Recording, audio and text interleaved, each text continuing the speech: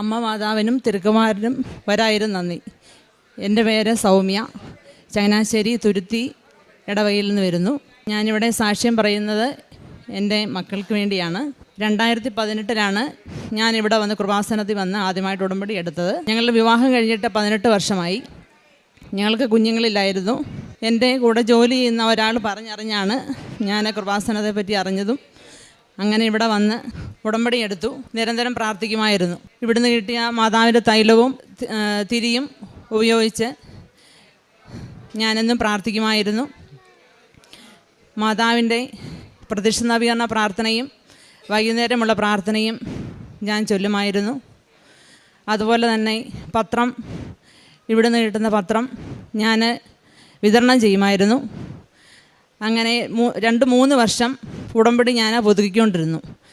അപ്പോഴൊക്കെ ഇവിടെ വരുമ്പോൾ ഓരോരുത്തർ സാക്ഷ്യം പറയും, ഞങ്ങൾക്ക് ഇത്ര വർഷമായി കുഞ്ഞുങ്ങളുണ്ടായി.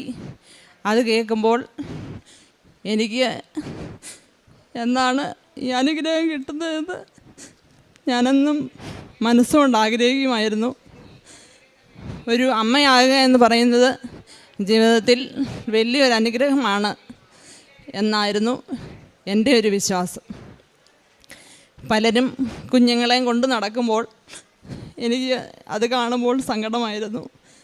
എനിക്ക് ഇന്ന് ഇതുപോലെ ഒരു കുഞ്ഞിനെയും പിടിച്ചുകൊണ്ട് നടക്കുവാൻ സാധിക്കും. കാരണം ഇത്രയും വർഷമായി. ഇനി ഞങ്ങൾക്ക് ട്രീറ്റ്മെൻറ്റ് നടത്തുന്നുണ്ടായിരുന്നു.